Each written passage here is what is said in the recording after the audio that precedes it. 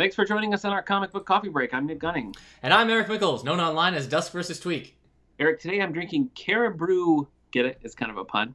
Caribou Haitian coffee. I like it. It's dark. It's darker than the coffee that I typically drink, but I'm liking it. It's black. It's on ice, keeping me nice and cool today. What about you? I'm drinking Fanta Grape, or Grape Soda by Fanta. I don't know the full title. And you got the thing.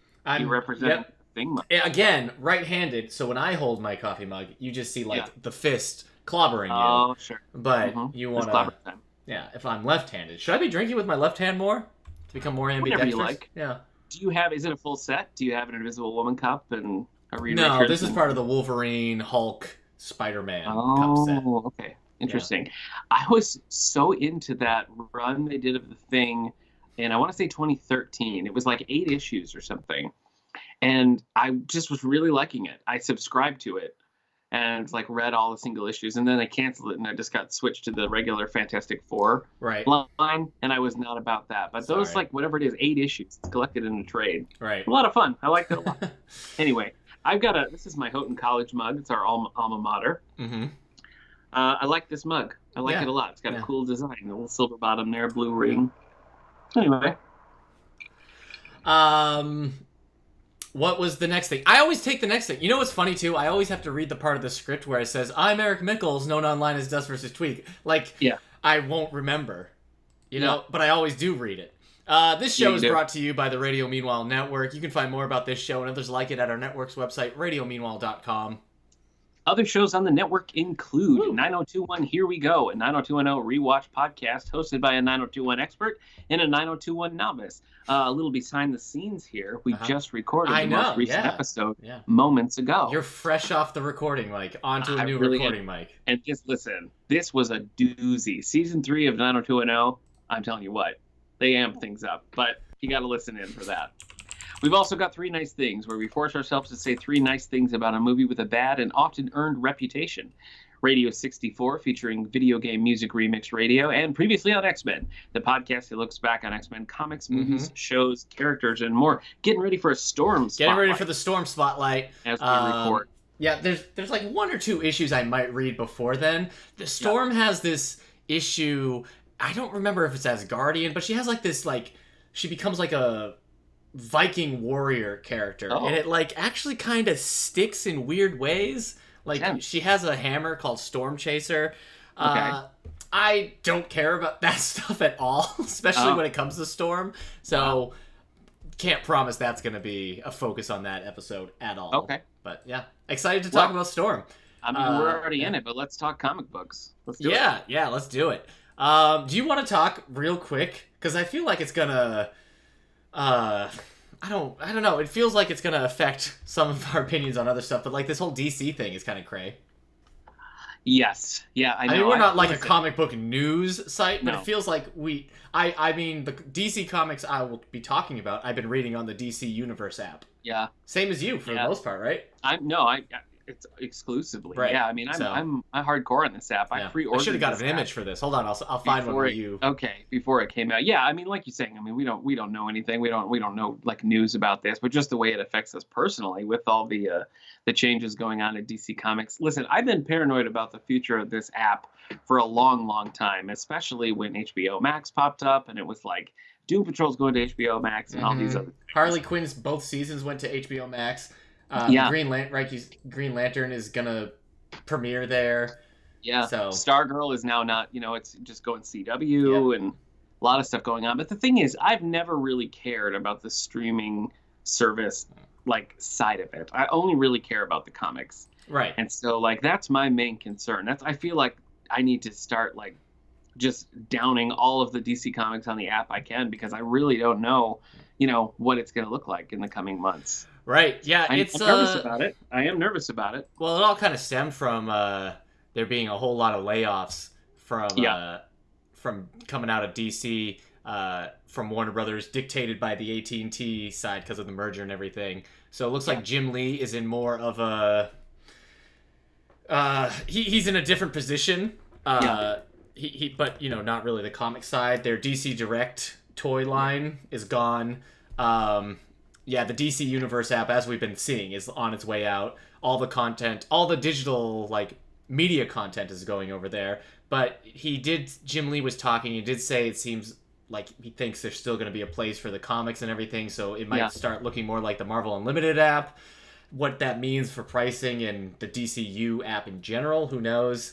The pricing for the DC app is pretty on par with the Marvel app now. Yeah. So it's hard to say.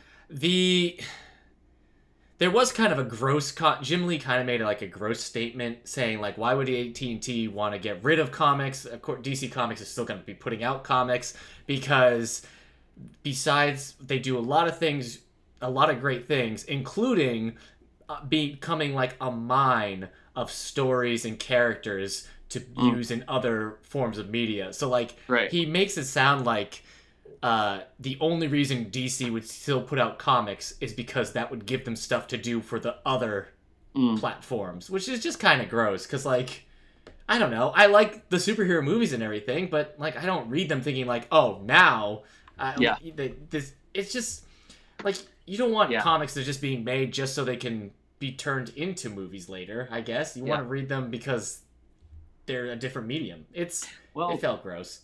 Yeah, I know what you're saying. But people have pointed out that's how Stan Lee was for a long time, too. Like, he always wanted to make the movies happen. Like, that was always, like, the prime directive in some ways. Yeah. So, I don't claim to know, like, the nuts and bolts of what's going on behind the scenes of DC Comics. It's really just, like, my own personal view of it is that when the app first launched and they didn't have a ton of titles on it was a really sparse collection. I was incredibly disappointed. And when it finally hit that, like, the majority of stuff was there. I mean, it was a great experience to be able to do that. And I feel like one of the things that really benefits, and we talked a little bit about this with J.M. DeMatteis when we were interviewing him over on the All the Book Show, about how now suddenly you can find, like, it's much more easy to find authors or illustrators that you like because you can search by creators, and just bring up everything that they've done, and you can really follow the kind of creative forces that you like. And that's something that trying to work just from what's in print. I mean, I found that on my quarter bin often, like the author or illustrator is not even listed on there. My Nook was out of batteries last night. I got into bed, turned on the Nook, and it only had 1% battery, and I felt like, well, my night is ruined because I was going to sit here and read comics. And then like Kendra suggested, just get an extension cord. Plug that into your into the charger cord, and plug the charger into the thing. And I did that. And I'm like, this isn't how I'm supposed to read comics. But then I was like, well, how else am I supposed to read the amount of comics I read these days? I know. Like, I'm with you. I'm now supposed to have all these comics in trade or single issue form by my bed. Where do I put it's just, you're right. It's. I mean, I feel bad for comic book shops now, especially because that's how I started reading comics. But it's just, everything's just so different now in 2020, besides the fact that we have fire tornadoes. So, Right. Anyway, so who knows? The DC Fandom is supposed to be happening, next week? Soon, yeah.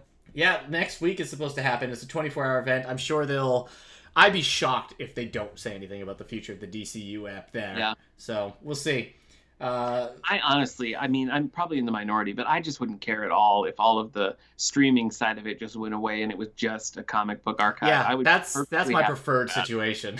So, or I mean, there's probably stuff that doesn't matter, like they maybe just don't do original shows on there anymore, but you still can watch like Super Friends or like old stuff. Want. I mean, I'd be fine with that too. But it is just kind of dumb because, like, even if you get it, even when they were putting stuff on, it's like, okay, you can now watch Superman Doomsday, but you can't watch Reign of Superman just yet. I know. And just they were particular about it even before all this stuff. Look, it's not a good app. I mean, that's the bottom line here. It's been clunky since day one. And I know how to navigate it now, and I'm comfortable with it. And I like being able to make reading lists and things. And I've been able to read things that would have been darn near impossible to read without it. So, bottom line is, I just hope that there's a place for the. I wouldn't be surprised if they do go digital only with their comics, especially because I didn't even think about it, but they did recently stop doing the direct market with Diamond distribution. So maybe it was in the pipeline. Probably. I think it makes a certain amount of sense to me, just from like a consumer standpoint, to maybe go digital with single issues and still be printing the trades. Yeah. But it is kind of madness when you think about the fact that, you have a comic series that runs for 7 or 8 issues and is canceled from lack of interest. Then they put that out in a trade. Yeah. That's kind of a weird model. And I mean, I've not stopped reading comic books since childhood, but I honestly can't tell you the last time I bought a print single issue like at full price. I almost did. I almost went to a comic book store when House of X, Powers of X was coming out because I wanted to have. I wanted to be reading this as it was happening. But you did. I didn't. That's the thing. I know. I didn't because I didn't know if I was going to like it or not, and the pricing and everything, and we were moving. I wanted to, but I didn't. I was going to stop by my local comic book store because I had visited home, and then I just didn't have time to go there. I was like, well, if I'm going to buy single issues, I'm going to buy it from this guy. But I didn't. Anyway, who wants to start with what we've been reading then? Gosh. I will. Okay. I'll dive into Marvel. We'll talk Marvel for a bit. Yeah. I've been reading through classic Captain America, so I just finished. So I started weeks ago. I read what is collected in Marvel Masterworks Captain America Volume 3, because that's when the title switched to Captain America from Tales of Suspense. But then I wanted to just go back and read the whole thing. So this past week I read Masterworks Captain America Volume 2, and it's kind of sloppy. This is what, when he first shows up in the Marvel universe, like present day 60s? That was like Volume 1. Oh, okay. So I read Volume 3, then I went back and read Volume 1, and now I've just read Volume 2, so I'm caught up where I was before. Okay. But it's just kind of a sloppy run, because it feels like several issues are just treading water, where you just have Captain America in some fight, and the whole issue is just Captain America fighting with a vibrant yellow background, and it's just like, it's an art book. It's fun to look at, but it's not much of a story. Yeah, screw you, like Jack Kirby's art. Well, no, that's the quoteth thing. Nick. It looks great. I mean, I love Kirby art. I'm not complaining. Right. It's just like, as a story, I always forget that Kirby is the artist who was on Captain America for so long. I just never really connected, but way back to the early days. Yeah, too. Yeah. But the thing is, there was like one issue where it wasn't Stan Lee and Jack Kirby, and it was a story about. It was a story about a Captain America impersonator going and like using the Captain America name to like get away with all sorts of stuff. That was actually felt like a much more like modern story than like the sort of hybrid like 1950s feel that the rest of it had. So I'm glad to have caught up. I didn't particularly enjoy this volume though. Well, I wonder like Jack Kirby, if he had been, working on it since back in the day, has a particular idea of Captain America comics, whereas somebody else might be a fan of Captain America comics and then coming in to write it. That's usually where you get like an updated kind of sensibility. Yeah, I think it was the writing that I was taking issue with. I mean, the illustrations were consistent, but the writing just kind of, like I said, felt like treading I've never water. read Stan Lee's Captain America, so I don't know if like his normal type of like, can you relate to this character? Translates it all to Captain America. I don't think it does so well, and the thing is, it's difficult right now because the book is still split between half Captain America, half Iron Man. So they're telling a story in half the pages that you'd normally get. So it's just really not time to develop things. And it seems like at this point they're pretty reluctant to serialize the story outside of maybe some connections, like in 2-part stories. Right. But it's very, very standalone, and it's sort of like, oh, I guess we're in World War II. Oh, I guess the Red Skull's here. It didn't do much for me. Yeah. I finished that Greg Pak Storm series. Oh, okay. That was just titled Storm. Lasted 11 issues from 2015. So I figured out remember last episode I was talking about, there's something about Storm's dialogue that I can't really like pinpoint why it seems off. In this issue, in this volume, she says, "What the hell?" to somebody. She's just like, "What the hell?" And I'm like, That's it. Whatever that would be is like the type of dialogue I'm just not used to hearing Storm say. Interesting. I don't think I've ever heard Storm say "what the hell?" ?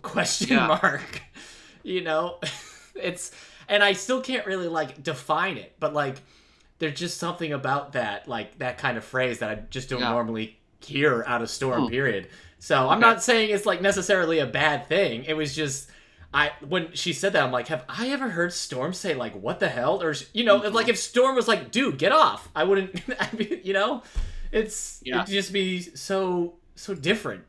Anyway, the problem with this series is sometimes it was doing like single issues where it's dealing with like a part of Storm's history. So there's a Morlock issue, there's a Forge issue, there's a issue with her like origin, or maybe it's just a single issue with her doing Storm-like things. Whereas other times it's doing like that 3-part Break World series, which doesn't really have a connection to Storm.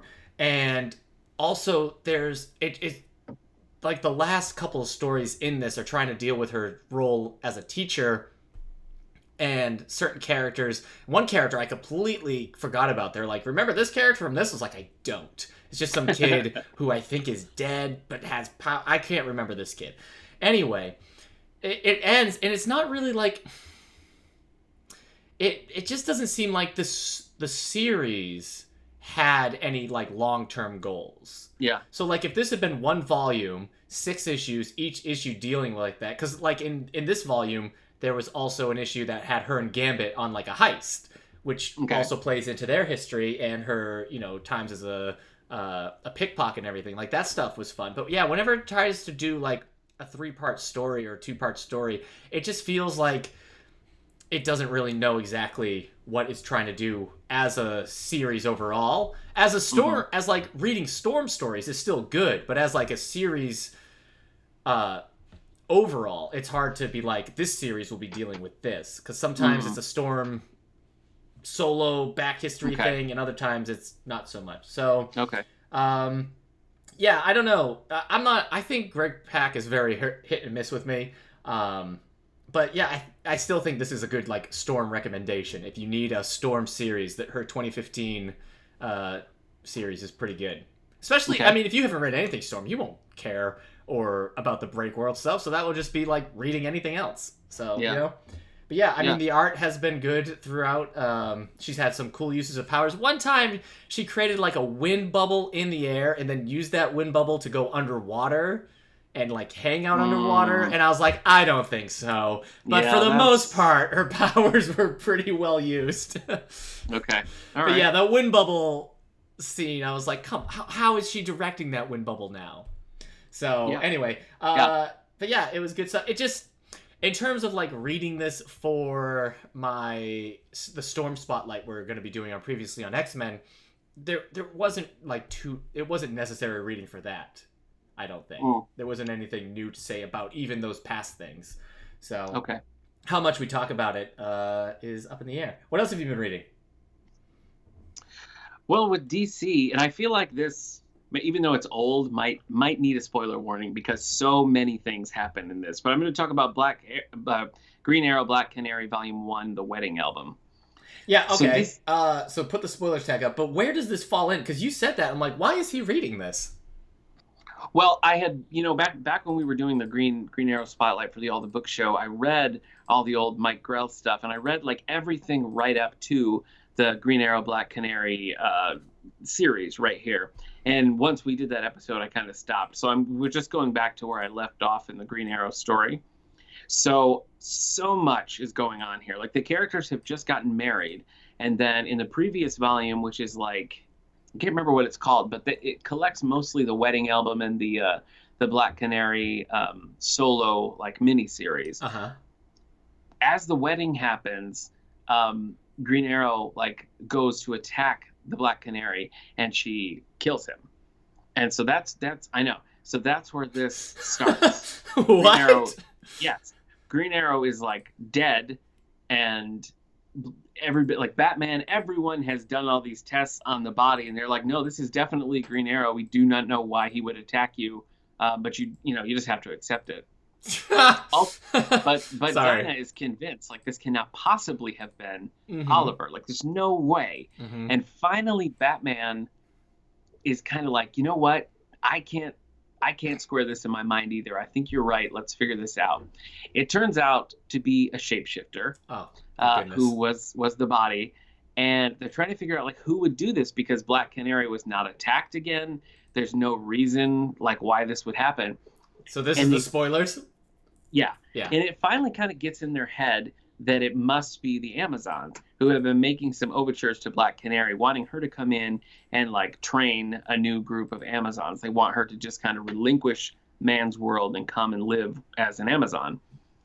And so Connor, Green Arrow's son, and Mia and Black Canary go to Paradise Island, and Canary's kind of like, yeah, okay, I'll think about your offer, while the other two are trying to find him. And sure enough, there's Green Arrow. They got him, you know.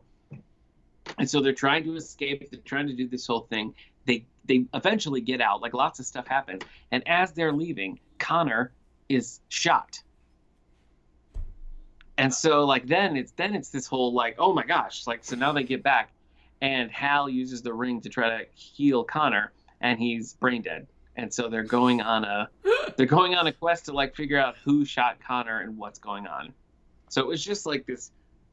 I mean, it's called The Wedding Album, and it was a crazy, like every issue was like something crazy happening. So I was a big fan of this. I really liked this storyline. So I'm going to continue this series. But so you were reading those Mike Grell. Did you jump ahead then for this? I read everything. So the Grell is kind of weirdly collected in the app. So I actually had to go and find like print copies of the rest of the book. And then I read the Connor stuff. I read the series leading right up to this, and then I just haven't touched it since we did the episode for the All the Book show. So I just went back and picked up where I left off. But this is like pre-New 52 and all that. Mm-hmm. This is like in the classic timeline. Right, yeah. But very good stuff. Okay. Yeah. What else did I? Oh, so I finished I finished what's collected in New Mutants Classic 3. So those were like issues 18 through 25. And I talked about those. That's farther than I've gotten. Those 3 issues, the first 3 issues were the Demon Bear saga with Danielle Moonstar dealing with like being crippled by the that Demon Bear and the New Mutants being in that hospital and everything. And that stuff was really good. What keeps going? Well, you still have Bill Sienkiewicz's art, which is like great going forward. And Warlock shows up, and like it's probably the only time I've ever enjoyed seeing Warlock on pen. He's just one of those characters where like the person who designed him did not think about other artists having to ever draw him. Okay. It's kind of like the school in Jason Aaron's Wolverine and the X-Men. How like Chris Bachalo was like, the school looks like this, isn't it crazy? It's like, well, okay, but how is anyone who doesn't draw like Chris Bachalo supposed to draw the school now? So, like, the Warlock showing up is fun, but then there's, like, this, I don't remember if it was 2 or 3 issues, it felt like it was forever, where Sunspot and Wolfsbane were dealing with the same issues that Cloak and Dagger deal with, and it would have been way more interesting if I was into Cloak and Dagger, which means this would have been way more interesting had I read this when I was, like, 16. Because did that ever become a show, by the way? Cloak and Dagger? Did that Cloak and Dagger show ever? It's like 2 or 3 seasons right now on Hulu. Okay, I thought so. When I was 16 or so, and I was reading the like DK Encyclopedia on Spider-Man, there was an entry for Cloak and Dagger in there. I was like, who are these guys? They don't seem so cool. Had I read this New Mutants then, I would have been in it. But reading it now, I'm like, oh, I'm not really into Cloak and Dagger anymore. So, my experience with Cloak and Dagger was limited to that early '90s Marvel trading card series. I had the Cloak and Dagger cards, and I was just fascinated by them, just by the bio on the back of the cards. I mean, I've read stuff with them. I've never read any of their solo stuff. It's either been in like something like this or Spider-Man. They were a big part of Runaways for a little bit. I think actually Cloak and Dagger is a spin-off on Hulu of Runaways. The show. Oh yeah, I think you're right. I didn't. I'm not a Cloak and Dagger expert. The only thing I've ever read was Cloak and Dagger: Predator and Prey by Bill Mantlo, and I liked it. You know, it's just it's kind of a dark story, you know, that the two of them have. But I mean, I did like that collection that I read. I will give them credit. Chris Claremont, like normally, I don't know, like this whole series is supposed to be about like they're kids. And they're mutants, but they're not superheroes. They're training in the Danger Room to get a better control of their powers, but they're not being trained to be superheroes. Okay. And Chris Claremont hasn't really stuck to that because, as I said in some of the early issues, they're in like a lost Roman civilization in South America, and that's where, and like he has to write Magma now, like hanging out with these new mutants, like, I was a princess of this lost Roman city, but I'm just an ordinary kid just like you now. What's a telephone? You know? So there's that, but at the same time there was an issue where like the new mutants just threw a sleepover with some of the neighborhood kids. Yeah. And like the boys weren't allowed to be part of it. And so like Cannonball and Sunspot are just off in the woods being like, "Oh shucks, it's hard being a teen." And the other new mutants are just throwing a party and doing makeovers. And also Warlock is trying to devour the Danger Room. Wow. So it's I give Chris Claremont some credit for being like, all right, teens would have a sleepover. So but yeah, I mean the art is still like, right now, the writing isn't necessarily the thing that's making this worth reading. The art is like gorgeous. The next issue for me is when Legion shows up for the first time, so I'm excited for that. Yeah.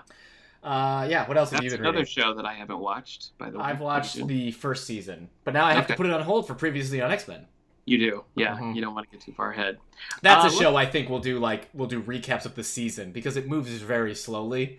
I don't think we'll be doing like an episode by episode recap of Legion. That's probably wise. So, well, let's talk Archie comics for a minute because, as you know, Archie comics it also has an app, and it makes the DC app look like a masterpiece. This is the clumsiest app I've ever used in my life. But while I've got this free trial, I'm gonna read it all, baby. Okay. So I read one called The Archies and Josie and the Pussycats by Dan Parent. So I'd read one called Rock and Roll Romance, which was an imaginary story. Right, the story of Archie and Valerie having like just a full lifelong romance. Yes. And they're like an old couple at the end. Yeah. That goes the whole thing, and I love that. That's so much fun. Yeah. Because here's the thing, Eric, if you want to get deep into Archie comics with me for a minute, Archie and Valerie, that's a couple that I ship. That's one I want to see happen. Right. And so Rock and Roll Romance was really cool because you got the whole thing. Right. But it was just an imaginary story. But this one, Eric, this one is real. This one is real, where the Archies and Josie and the Pussycats go on tour together. And finally. I know. There's a whole thing where they're like co-headlining, but the Pussycats managers want Josie and the Pussycats to be top bill, and it's a whole thing. So the Archies the Archies literally put out Sugar Sugar. Yeah. Like, as a cartoon band. So like that song, so Josie and the Pussycats, what song do they have? Or is it just where Josie and the Pussycats, Long Tails, and Here's for Hats? There is an album, but it never really did much in the real world like the Archies did. Right, the Archies have several like genuine hits. Right.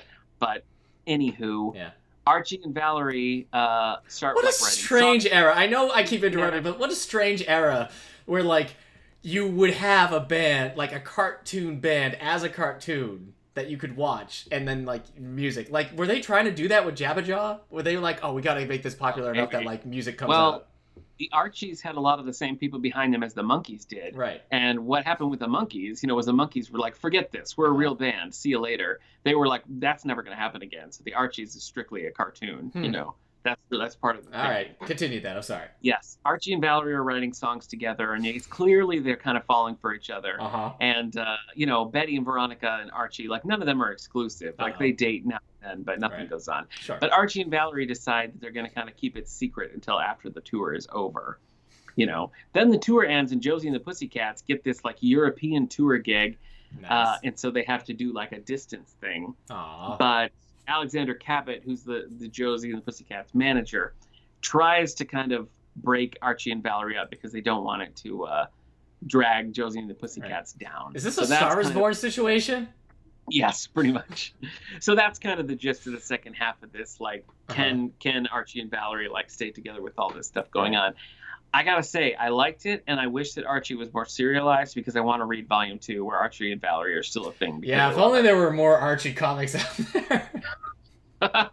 With continuity. That's what I'm saying. With continuity. Yeah. All right, what about you? What Archie comics did you read? What Archie comics have I read?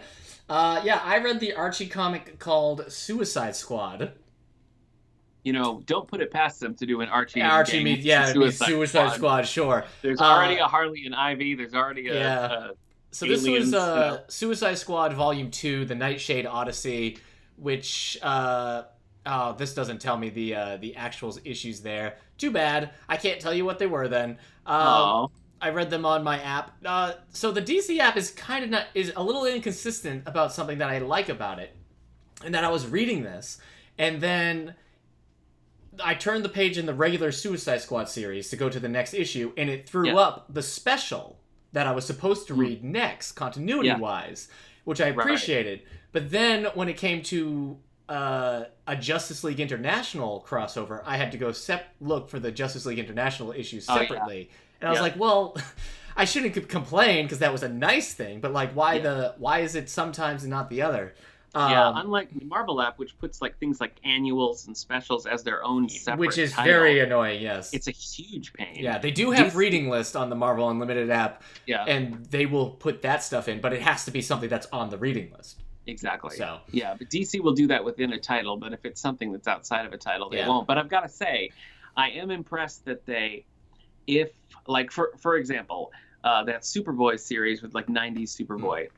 There was like a 3-part crossover, and one of the issues was in this like, I don't even remember the title of the other series, but they included that issue from this failed series. The rest of the series is not on the app, but they made sure to put the piece of the story that connected with Superboy on the app, and I was like, well, that's good. That shows a little bit of good stewardship there of the collection. Anyway, so what happens in this? There's a Doom Patrol Suicide Squad crossover that ends poorly for the Suicide Squad. None of the Suicide Squad people make it back, but the Doom Patrol people do. I would, again, like the Cloak and Dagger thing in New Mutants, would have mattered more to me if I cared about Doom Patrol. Especially, I think this is a different collection of characters in Doom Patrol. I recognize Robot Man, but not anyone else. Have you read much Doom Patrol? No, I don't know anything. I've never read classic Doom Patrol. I read all of Grant Morrison's Doom Patrol, which was just banana cakes. Right. And I read the first volume of Gerard Way's like Young Animals, and it just didn't do much for me. But anyway, there's a crossover with Justice League International and Doom Patrol where they kind of just get along. Like there's not really a fight. They just kind of stand around and talk about things and then work it out. Yeah. And then there's the Nightshade Odyssey, which is like the Suicide Squad's like, okay, let's go. And then they're like, oh, we're in a different version of hell. And it's just kind of like, it's a strange collection. Intense. The thing, Rick Flag. Yeah. I have no patience for. You love him in the movie. I hate him in the movie. I hate him in the movie. He's probably my least favorite aspect of that movie. And I don't like a lot about the movie, but I definitely hate him the most. He has all the charisma of a broomstick. That's the reason why I never watched the second episode of For All Mankind. I was like, I can't watch a series headlined by this actor. Ugh. He's also in The Killing if you want. No, thank you. I'm fine. Anyway, Rick Flag in this, it's just like, get in or get out, Rick Flag. Because they're constantly like, are you going to be able to do this, Rick Flag? He's like, I'm a good soldier. I do as I told. But also, he bitches about it the whole time. And so it's just like, shut up, Rick. And that's just like a constant thing. And sometimes he's like, I quit. And then he's like, okay, I'm a good soldier. I'm back. And it's just like, no one wants you back. It's so frustrating. At one point, he goes on his own mission. He's like, I'm going AWOL. He gets mad because, like, Batman shows up. It's like, you're doing the Suicide Squad? Not on my watch. And then he leaves. And Rick Flag's like, that guy I would be happy to serve with. Now he hates me because of you guys. It's just like, everybody, all these other people have, like, implants on them that would cause them to explode. Nobody's forcing you to do anything, Rick Flag. You just have a lot of unresolved daddy issues and you're guilt, but it's like, shut up. So I'm waiting for Rick Flag to like get his crap together. Does he? I don't know. I don't know. But yeah, like there's a way to do that. Like I'm a soldier. Like 80s, 90s here. This is 80s. Yeah, we're talking 80s. This is all post Infinite Crisis, post that 6-issue Legend series. But yeah, it's like there's a way to do that. Like I'm a good soldier who follows orders, but I don't enjoy what I'm doing without making him this whiny little. He's just so whiny. I get sick of it. But yeah, for the most part, I'm still enjoying this series. This volume, this collection was, well, it's just the Rick Flag, like, specific stuff. But, like, Suicide Squad, really kind of shows you, or like reminds me of why I enjoyed reading the DC comics I enjoyed reading. I got into the first like non-Batman comic I ever bought, like single issue. The first single issue of a DC comic I ever bought was Infinite Crisis. It was Infinite Crisis Volume 4, or Issue 4. It had like Superboy, Prime going nuts, and like all the characters show up to try to stop him. He usually does that. And the three Flashes all team up to stop him. And I thought it was so cool. And they're all fine, right? All three Flashes are fine after Crisis. Okay, good.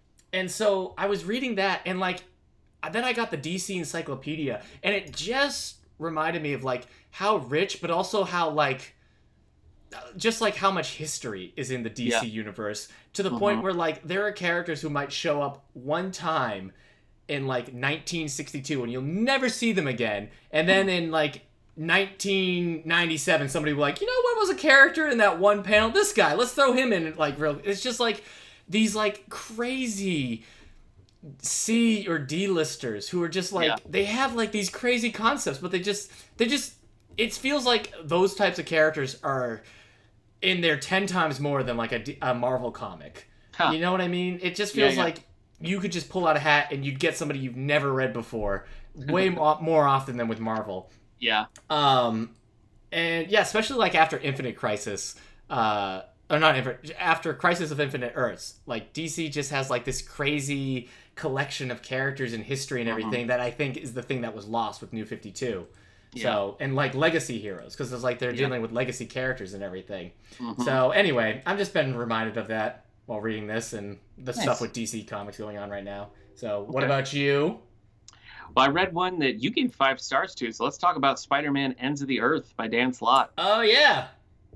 That was a lot of fun. It was it's a pretty mangled Doc Ock, like at the end of his life, says that he has a plan to save the world, but people have to like go along with it. And a lot of people are, and Spider-Man and the Avengers, you're like, oh, no. And so it becomes a big like global disaster thing with Mysterio. The book is primarily a team up of Spider-Man, Black Widow, and Silver Sable.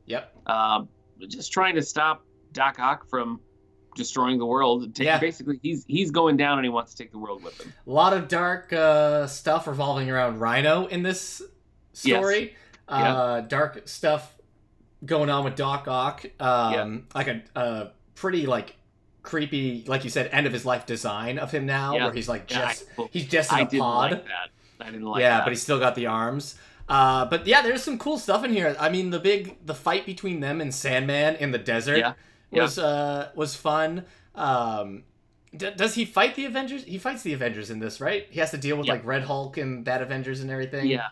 It doesn't last long. It's a pretty quick battle. But I thought this was a really cool like big Spider-Man story.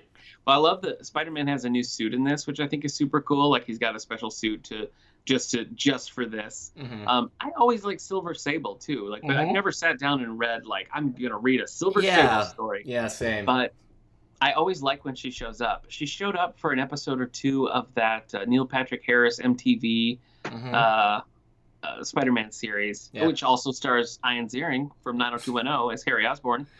But I liked that show quite a bit, and I really liked the Silver Sable episodes of that. So I liked having Sable in here. But she was in the Ultimate Spider-Man game. Okay. She's never really had much of just a Silver Sable series outside of maybe the odd miniseries here and there. Is that right? No, I'm not a Silver Sable ever. She was supposed to be in a movie. They were going to do the Silver and Black, or was it Black and White? I think it was called Silver and Black. It was going to be Black Cat and Silver Sable. That was one that I actually was interested in. Sony was throwing out Spider-Man titles. That was during the Amazing Spider-Man 2 days, But I mean, Black and Silver seemed like it was still on the table within the last couple of years, even. Yeah, nothing's coming. Like even like post Venom, I feel like they were still talking about doing that. Well, let's see what happens after Venom 2 / Morbius. So, when is Morbius supposed to come out? It was supposed to come out this year, but we don't live in the real world anymore. Sure don't. Or the real world isn't. We sure don't. So I haven't really been reading this particular Spider-Man run. Like I've read all around this, and I've read some of this run, but I picked this one up mostly because it was intersecting with where I was with both the Avengers and Avenging Spider-Man. But I'm glad I did. I liked it. It's a good read. I've read everything from Brand New Day, which was like it was that whole like now he's not with. I read Brand New Day from the beginning, and then I read all the way up to. I haven't started Worldwide, so I haven't read the Spider-Man Worldwide series. So that's basically, I guess, the Secret Wars stuff.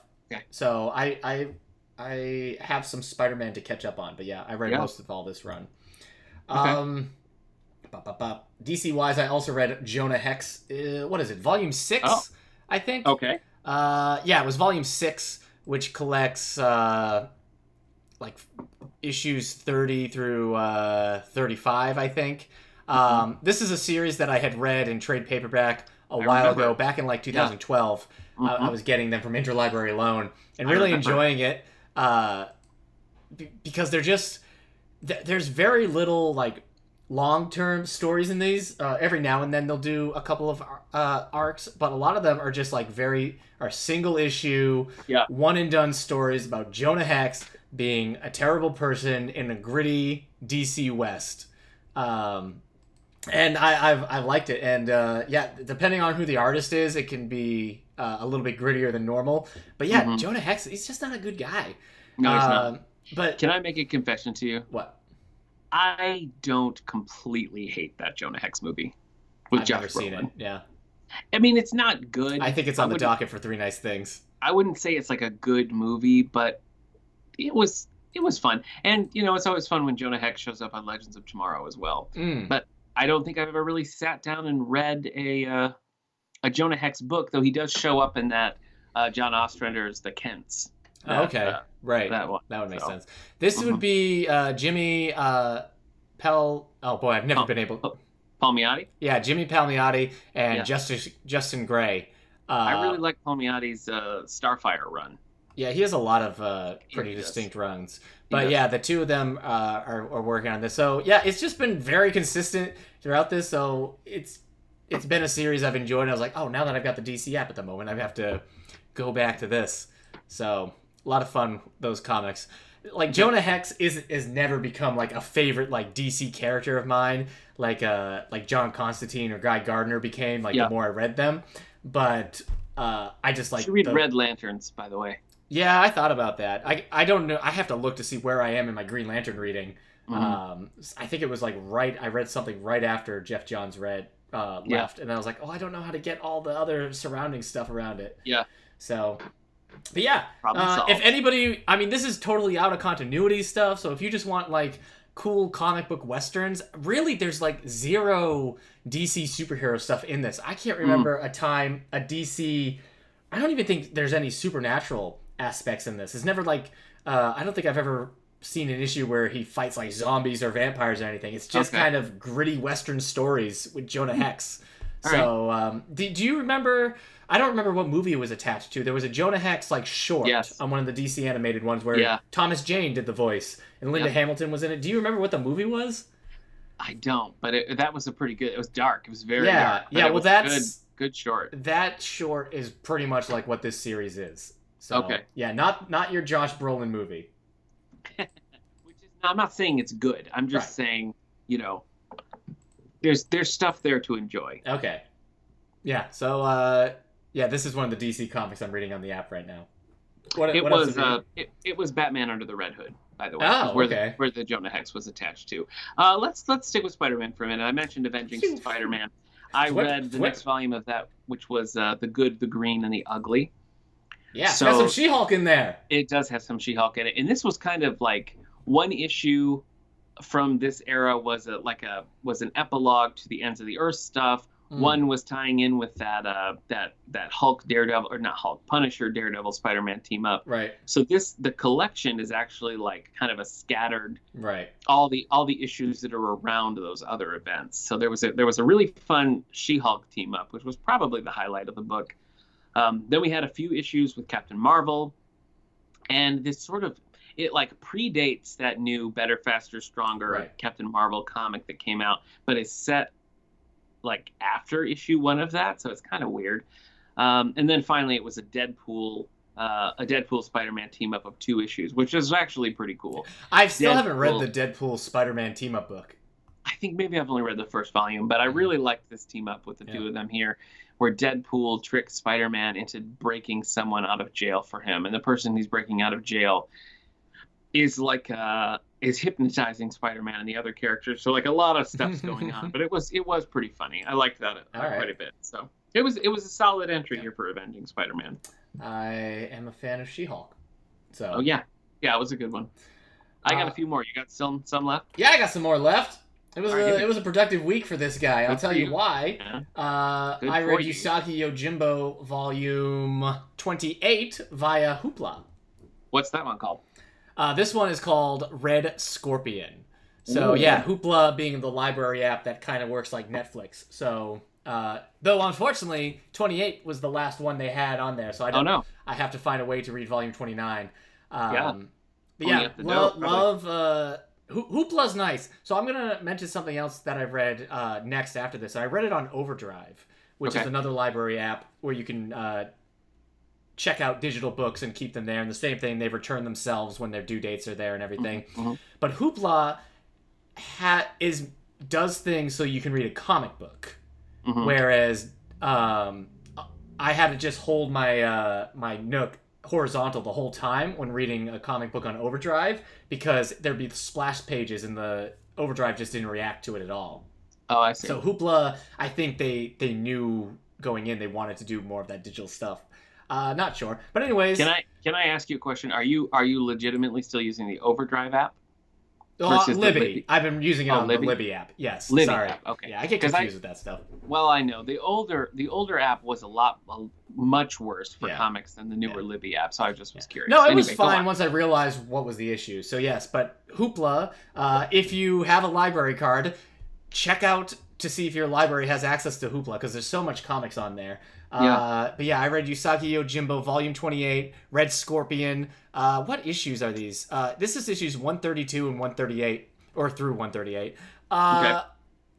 Listen, this is something I like about this series too. It can surprise me, because something happens in this. I won't spoil anything, but in this issue, he's going and somebody's like, "Help! My son's been kidnapped." And I was like, I think this person's in on it. And I'm like, oh, all these people are in on it. And then I'm like, but this person probably not in it. And I'm like, oh, this person's in on it. And then near the end of the book, this person's like, I'm actually this person. And I was like, what? There's just a lot of these like twists and turns that I legitimately fell for, and like was surprised at the point of the story where somebody's like, I'm the leader of the Red Scorpion gang. I was just like, whoa, you kidding me? So, and there's also, the Red Scorpion gang is like the antagonist throughout this, even though like maybe the last 3 issues are where Usagi's dealing with them in general. There's a sad story about a guy creating a very large drum to beseech the gods to provide rain after almost like a year-long drought. That kind of ends sad for the drummer. But it's so funny. I try to take a picture, but Hoopla doesn't let you take screenshots. At one point, Usagi, who is a rabbit, he tears off his clothing so that he can use the drum in the rain. And he's got his rabbit head with his serious eyes, but he tears off that shirt and he is just jacked. He is just he's just covered in muscles and pecs. And I wanted to share that picture with you because it was just like, he is like as sexy as an anthropomorphic rabbit can be, I guess, in that image. And I'm like, boy, Sansaki was like, I need people to realize Usagi is he's a big guy. So, but yeah, I really enjoyed this volume.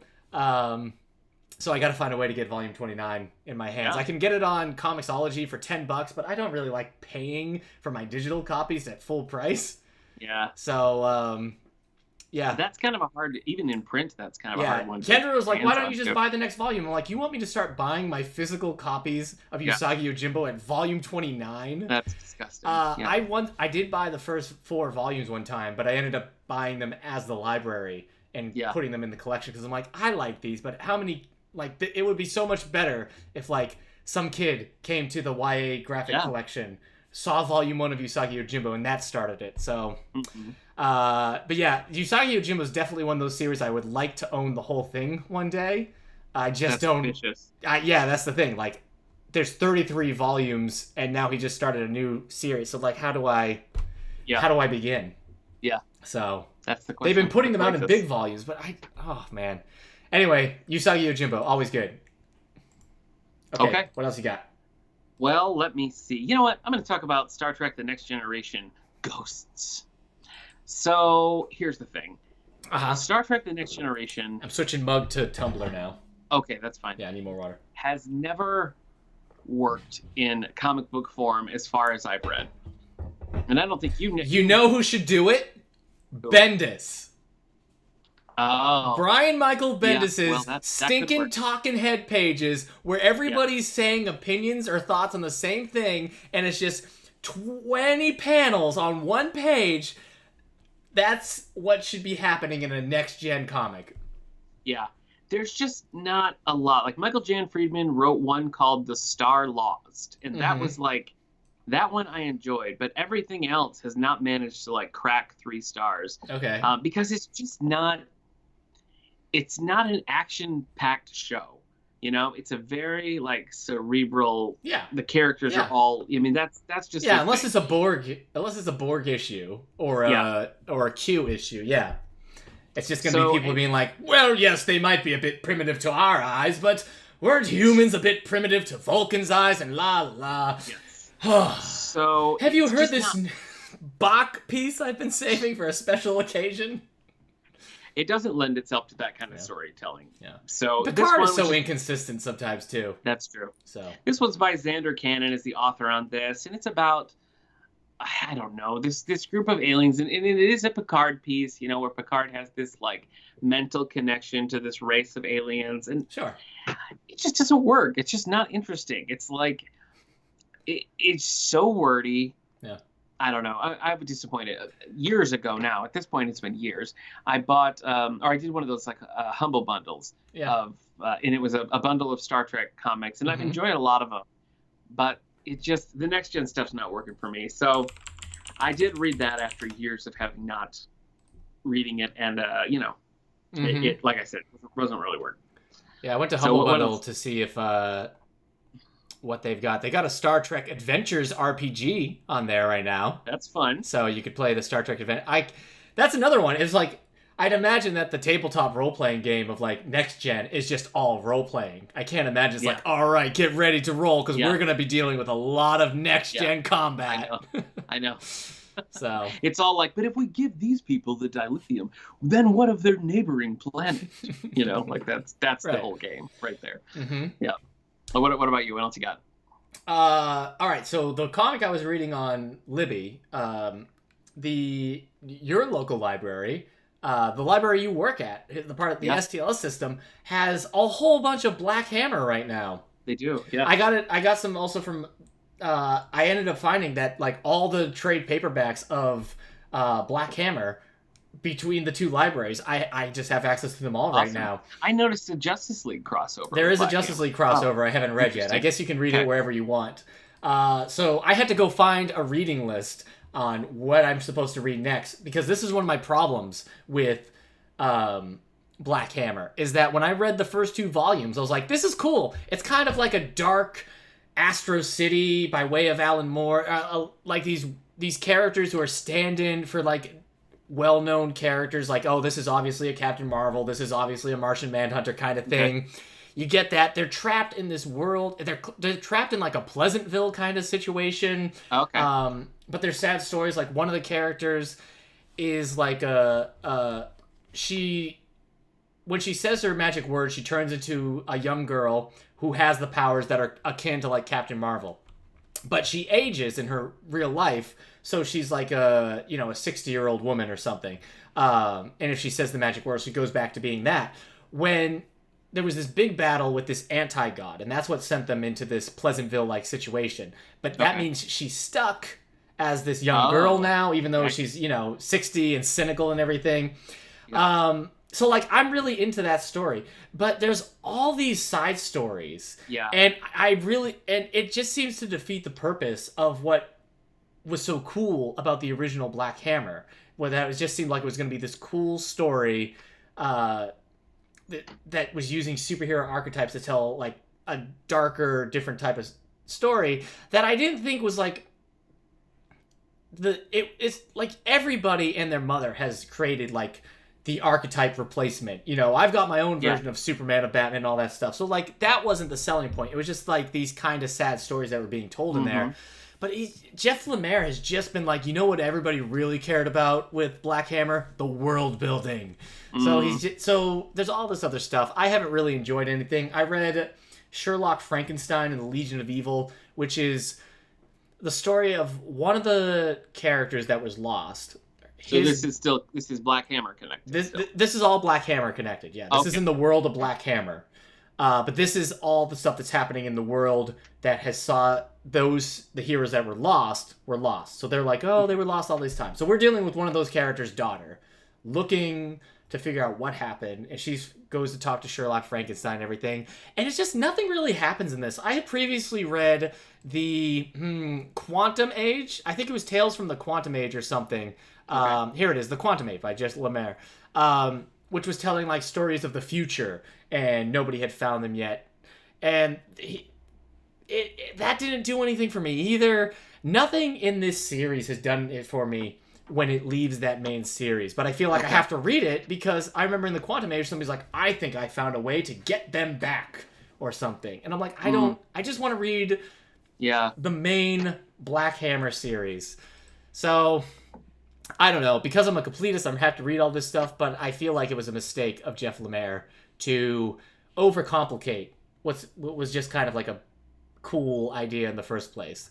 I also read Black Hammer Streets of Spiral, which was a collection of like short stories, which didn't really do anything for me either. There was actually a story that almost felt like an analogy for a school shooting that I was not comfortable with at all. Dealing with one of his characters, and maybe that's not what he was thinking about at all, but that's all I could read in that situation. It was one of those things where I was like, you're not as far removed from the reality as you might think. So Lemire is also a strange author who like sometimes is hit and miss with me, where I like some of his stuff and other stuff just seems kind of meh, but then also I love Descender. So I love Descender by Jeff Lemire, but also the art is a big help in that. The artist for Descender was the person who does the art for the Little Gotham series. Jeff Lemire did the Teen Titans Earth 1 books, which I really liked. Oh yeah, especially that first volume I thought was great. So anyways, I mean, I hope Black Hammer is doing well for Dark Horse, because everything else seems to be jumping the Dark Horse publishership. So those would be all that I've read this week. Okay. My final one is Black Lightning Volume 2. So I read the first volume of this a while back, and this was like by the original creator, Tony Isabella. And after that ran its course, I want to say 10, 11 issues, something like that. Black Lightning has this, I don't know, this like lost weekend of time before he ends up as a regular in Batman and the Outsiders. And so what this collection is really like backup stories in Detective Comics, an arc where they're trying to convince Black Lightning to join up with the Justice League, some DC Showcase things. So it's really just a hodgepodge of Black Lightning appearances. Right. And I'm glad that they collected them, because I did read them on the app, and it took some research to figure out like which ones, like where these stories were located. It was kind of cumbersome to find them. And, you know, because there's no real through line, and it's just sort of like, look at this little bit of Black Lightning story. This collection wasn't as solid as the first. And I'd actually read a few of them before, because J.M. DeMatteis was on this for a while. And so I read these leading up to our interview with him.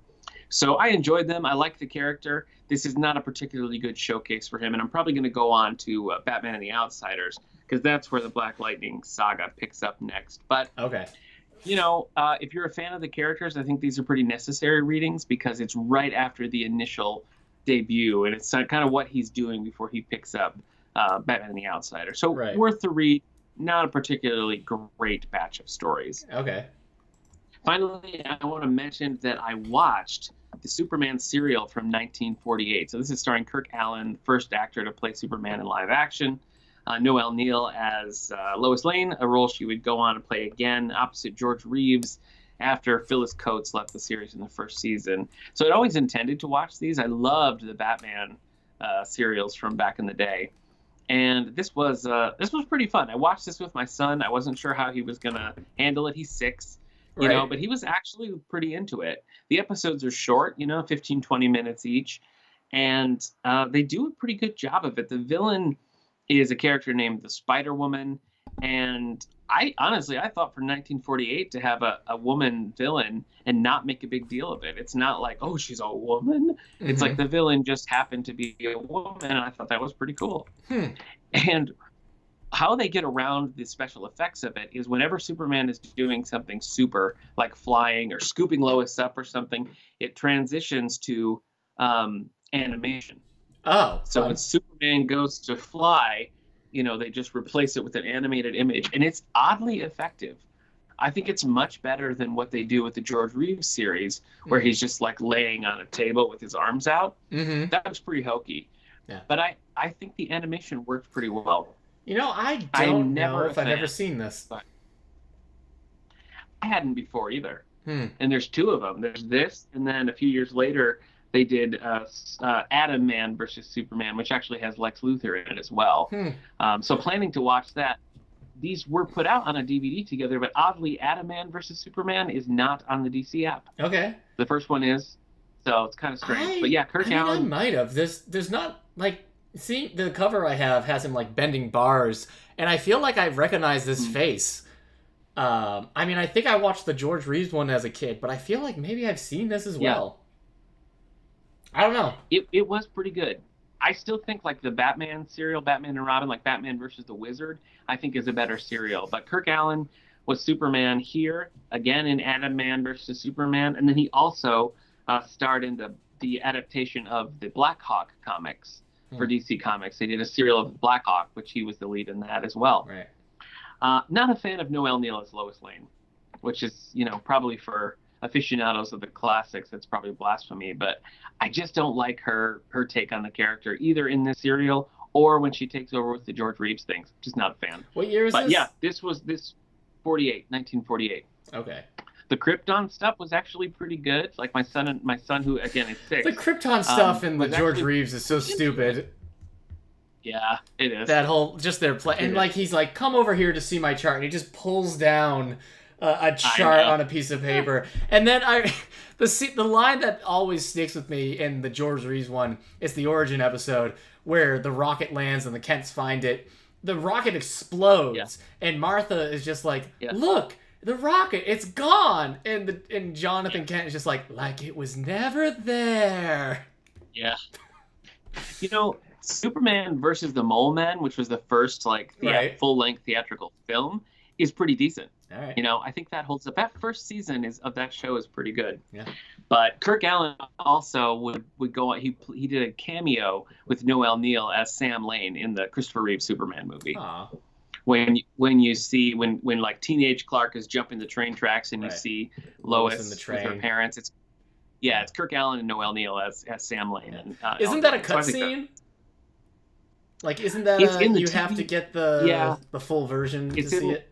When they aired it on TV, it was there, or it's in the director's cut. I think it's the director's cut, because it's also the one that has the gauntlet where he walks through and Lex Luthor's like, let's see if freezing you works. No, it didn't. Let's see if shooting you works. Oh, dang. Yeah, that's kind of a clumsy scene. Yeah.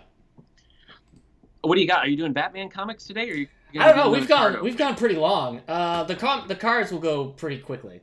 Okay. But in replace of my normal Batman pick, let's open these 15 Batman trading cards I've got. The Batman Returns 15 super premium movie cards.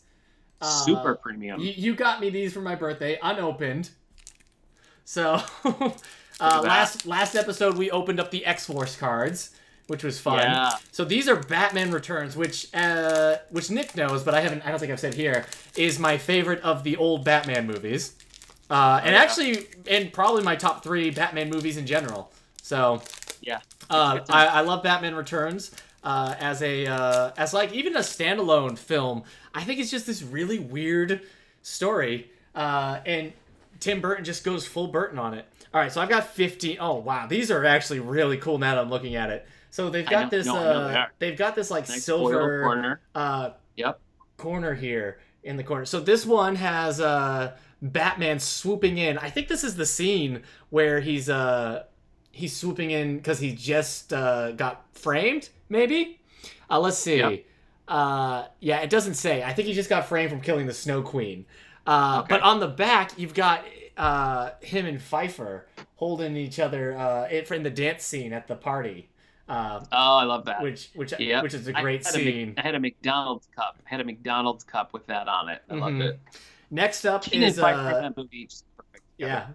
Yeah. They were in what? My Life in Pieces or something together. What's it called? I think just Batman Returns. Oh, I thought. Well, maybe I'm thinking Nicole Kidman and Keaton. Oh, Kidman and Keaton are in one called My Life. That's what. Okay. Also a great movie. All right, you got Batman fighting one of those clowns of the circus gang. What are they called? The Red Triangle gang, and then you have an extension of that here. So I always think it's so weird that they don't make those remnants from Joker's gang. And or it's weird like that. They're just not more clowns. I know. Yeah. It's bizarre. You got a shot of the Batmobile. That's pretty sweet.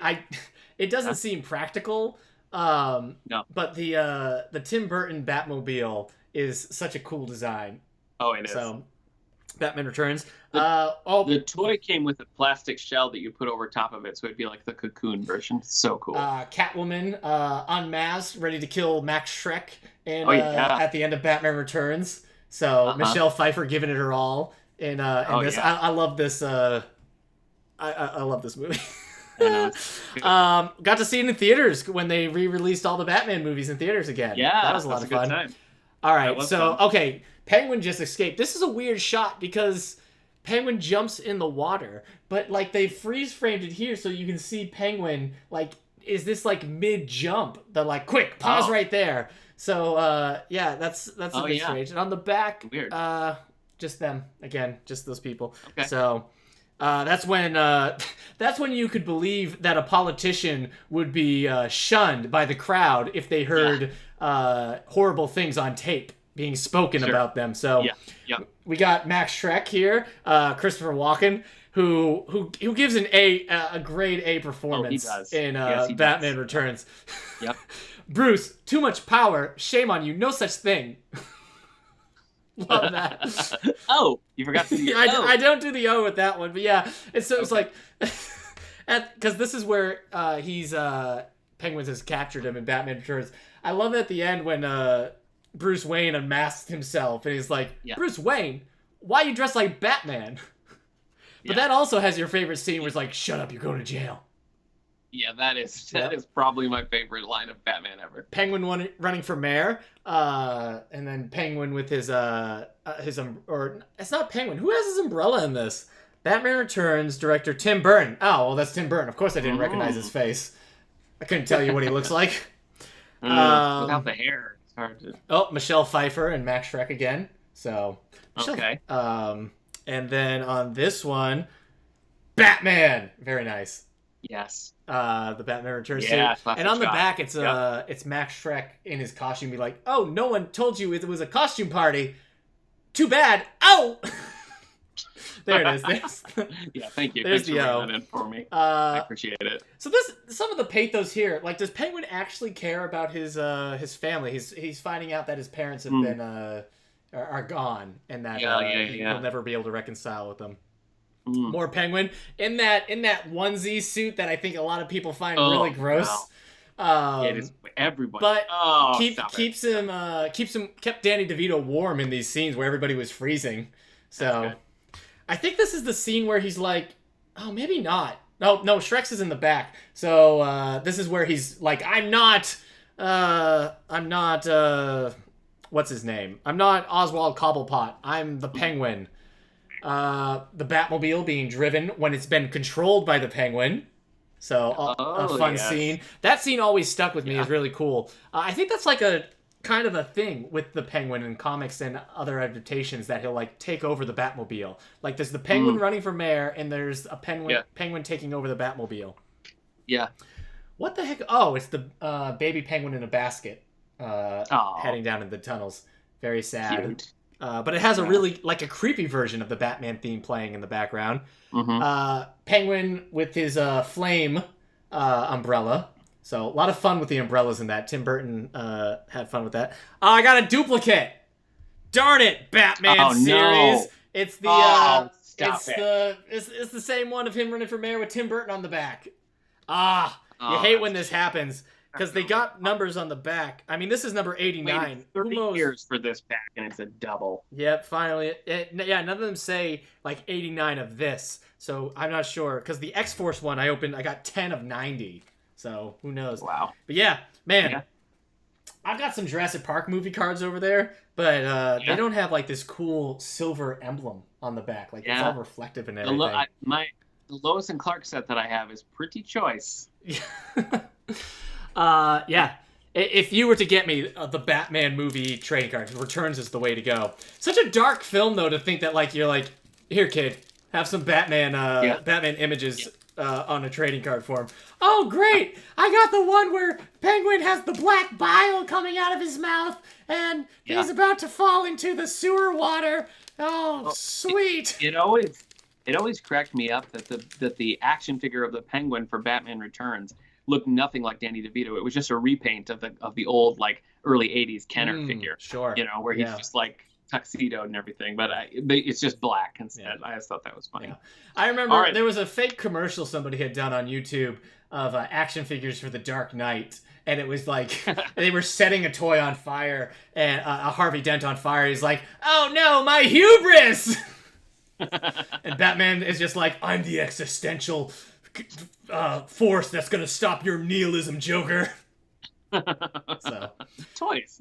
Toys. All right, what do you got for your quarter bin of the week? Quarter bin, baby. I have got Archie number 107. How old are you? 1959. 1959. So how old are you how old are you when you find this comic? Boy. Probably 10 or 12. Okay, you're 10 or 12. Probably somewhere. And this is a quarter? You sure this was a quarter? 1 year I got a bunch of Archie comics for Christmas that I'd been asking for, and I think that this was part of that batch of books I got for Christmas, so I can't say for sure. Okay. I can't say for sure. All right. Anyway, Archie 107 from 1959. We have a couple of stories here. We start with one where somebody put concrete in the janitor's bucket, and so the mop hardens in there, and Mr. Weatherby is PO'd.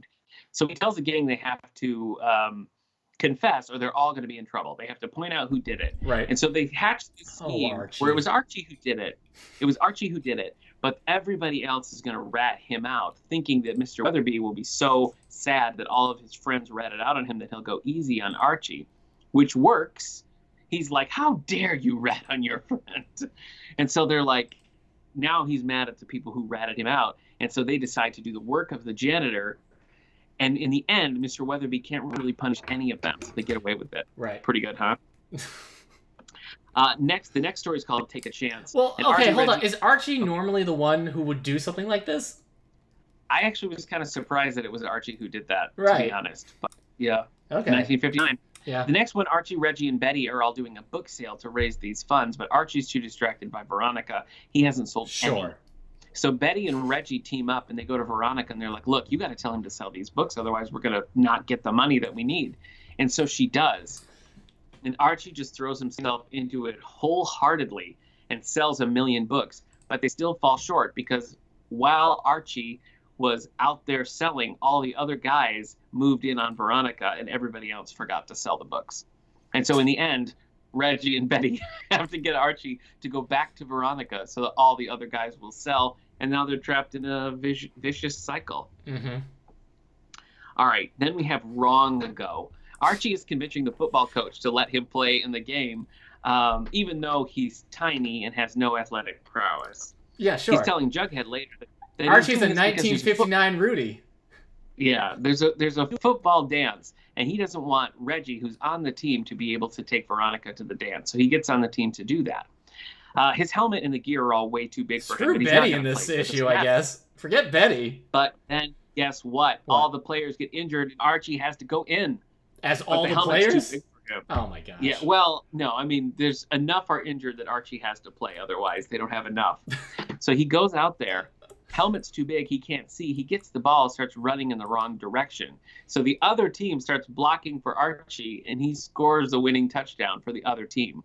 Fine. And the last panel is like a super haggard Archie, like in rags, hiding in a cave. And Jughead is bringing him food and is like, you better stay in here till baseball season, man. Everybody's going to kill you. So it's just Archie like shivering in a torn up football jersey. That's it. All right. That's it. So when you were 10 or 12, you were happy with this?